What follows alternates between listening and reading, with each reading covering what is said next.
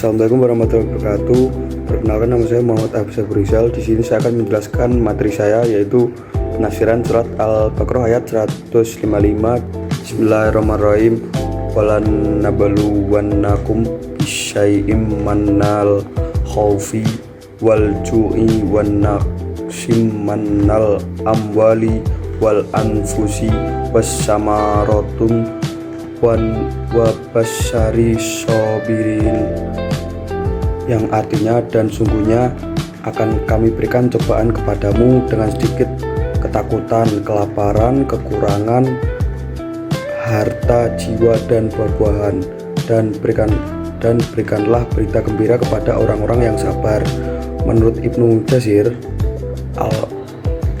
At-Tabari dalam tafsir Jami'ul Bayan jilid 3 halaman 219, ayat ini merupakan pemberitahuan dari Allah pada para pengikut Rasulullah bahwa Dia akan menguji mereka dengan berbagai kesulitan agar diketahui siapa yang benar-benar mengikuti Rasul dan siapa yang berbalik ke belakang, sebagaimana Allah telah menguji mereka dengan perubahan arah kiblat dari Baitul Maqdis ke Ka'bah. Walanabluwannakum, yaitu Allah memberitahu bahwa hidup berisi ujian seperti takut, lapar, kehilangan harta, jiwa, dan hasil panen. Ini bukan tanpa tujuan, melainkan untuk menguji iman dan keteguhan umat. Tujuan ujian adalah agar terlihat siapa yang benar-benar mengikuti Rasul dan tetap teguh, dan siapa yang berbalik dari jalan itu. Ujian memisahkan keimanan yang sejati dari yang lemah. Sikap yang diambil adalah sikap yang diajarkan adalah orang mukmin diminta bersabar.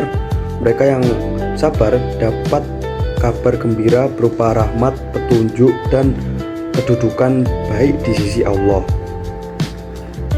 Ayat ini juga meneguhkan praktik berdoa dan pengakuan innalillahi wa inna ilaihi rajiun ketika musibah datang sebagai bentuk penyerahan diri kepada kehendak Allah. Contoh historis singkat yaitu para musafir. Ibnu Jarir At-Tabari melihat ayat ini sebagai pemberitahuan bahwa umat Rasul akan diuji, misalnya peristiwa perubahan kiblat sebagai bagian dari ujian iman mereka. Satu ilustrasi sederhana yaitu, bayangkan pohon yang sering diterpa badai, akar yang kuat tetap. Baik, yang selanjutnya adalah tafsir dari Quran surat Al-Baqarah ayat 156 yang berbunyi, A'udzubillahi minasyaitonirrajim, Bismillahirrahmanirrahim. Allazina iza asabatum musibatum qalu inna lillahi wa inna ilaihi rajiun. Yang artinya, orang-orang yang apabila ditimpa musibah, mereka mengucapkan, sesungguhnya kami milik Allah dan sesungguhnya hanya kepadanya lah kami akan kembali. Dari ayat 156 menjelaskan bahwa inti jawaban dari ayat sebelumnya, setelah Allah menyebut cobaan di ayat 155, maka ayat 156 ini menjelaskan siapa orang-orang yang sabar mendapat kabar gembira itu, yaitu mereka yang mengucapkan kalimat istirja. Selanjutnya ada pandangan dari para musafir. Ibnu Katsir, yang pertama adalah Ibnu Katsir dari tafsir Al-Quran Al-Azim. Ibnu Katsir menafsirkan ayat ini yaitu, yakni mereka menghibur diri dengan mengucapkan kalimat istirja ketika mendapatkan musibah. Mereka yakin bahwa mereka milik Allah.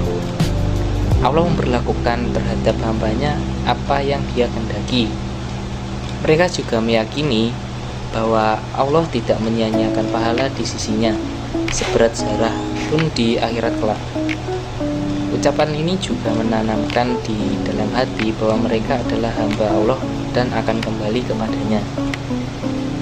Yang selanjutnya ada tafsir Al-Misbah Profesor Quraish Shihab. Quraish Shihab menegaskan bahwa kalimat inna lillahi wa inna ilaihi raji'un mencerminkan kesadaran bahwa manusia adalah milik Allah. Untuk itu, Allah berhak sepenuhnya melakukan apa saja terhadap miliknya sesuai dengan kehendaknya. Nah, namun setiap perbuatan Allah tidak lepas dari kebijaksanaan dan juga kasih sayangnya. Ujian atau musibah yang menimpa bukan tanpa makna, pasti memiliki hikmah yang tersembunyi di baliknya. Sebagai Maha Pengasih dan Maha Penyayang, Allah juga menyambut setiap hamba yang kembali dengan cinta dan rahmat. Maka pertemuan kelak dengan Allah bukanlah pertemuan yang menakutkan, melainkan perjumpaan dengan penuh kasih. Nah, yang selanjutnya ada tafsir fi Zilalil Quran Sayyid Qutb.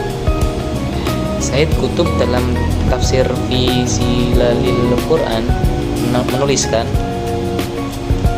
kita adalah milik Allah.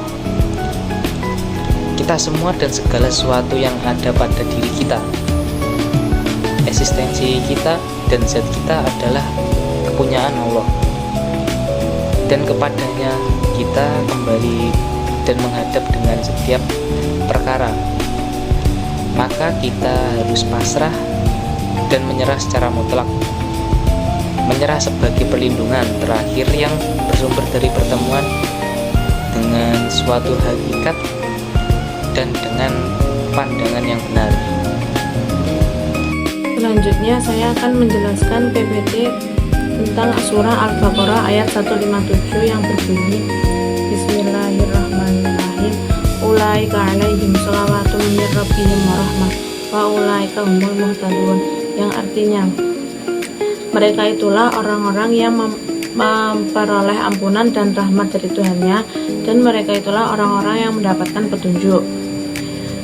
Ayat ini menjelaskan balasan Allah yang akan diberikan kepada umatnya ketika menghadapi ujian hidup. Setelah pada ayat sebelumnya disebutkan bahwa orang beriman mengucapkan innalillahi wa inna ilaihi raji'un saat tertimpa musibah, maka ayat 157 ini menjelaskan pahala yang akan mereka peroleh.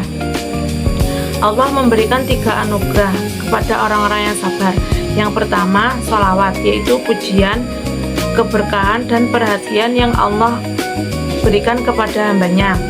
Yang kedua, rahmat, yaitu kasih sayang dan pertolongan Allah yang memberikan ketenangan serta kekuatan saat menghadapi cobaan tersebut.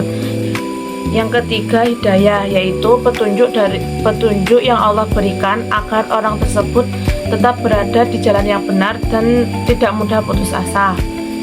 Menurut Buya Hamka, orang yang mampu bersabar ketika menghadapi ujian atau kesulitan akan memperoleh perlindungan dan kasih sayang Allah. Ujian yang dilalui juga akan membuat jiwanya semakin kuat, matang dan teguh karena telah ditimpa oleh berbagai pengalaman hidup. Selanjutnya akan dijelaskan oleh teman saya. Nah, baik, selanjutnya itu pemahaman empirik ayat jika dikaitkan dengan surat Al-Baqarah ayat 155 sampai 157. Nah, jadi pada antisipasi kognitif ayat 155 ini, ayat ini tuh menyebutkan manusia akan menghadapi berbagai ujian seperti rasa takut, rasa kekurangan makanan, kehilangan harta atau orang yang dicintai. Jadi makna sederhana dari ayat ini tuh, orang yang memahami ayat ini tuh tidak akan menganggap musibah ini sebagai hukuman atau ketidakadilan. Sebaliknya, ia telah melihat berbagai proses sebagai kehidupan untuk menjadi lebih kuat dan berkembang. Terus yang kedua, kalimat istiraj sebagai regulasi emosi pada ayat 156. Jadi pada ayat 156 ini kalimat innalillahi wa inna ilaihi raji'un itu mengatur perkasaan. Kalimat ini berarti sesungguhnya kita milik Allah dan hanya kepada Allah kita kembali. Makna sederhana saat sedih atau hancur karena kehilangan, mengucapkan dan memahami kalimat ini membantu kita melepaskan keterikatan yang berlebihan. Kita itu harus sadar bahwa semua yang kita miliki ini itu semua hanyalah titipan. Terus yang ketiga itu ayat 157, perubahan kondisi batin yang menjadi lebih baik. Jadi pada ayat ini tuh menjelaskan, ayat ini tuh juga menyebutkan janji Allah, ampunan, rahmat, petunjuk bagi orang yang sabar. Jadi makna sederhananya orang yang meyakini janji ini akan merasakan perubahan positif. Contoh perubahan positif itu kayak orang itu menjadi lebih baik pada diri sendiri. Terus misal pikiran juga lebih jernih, lebih positif. Terus juga lebih percaya diri. Assalamualaikum warahmatullahi wabarakatuh. Di sini saya akan membahas tentang implikasi surat Al-Baqarah ayat 155 sampai 157 dalam konseling atau terapi psikologi. Yang pertama yaitu reorientasi kognitif.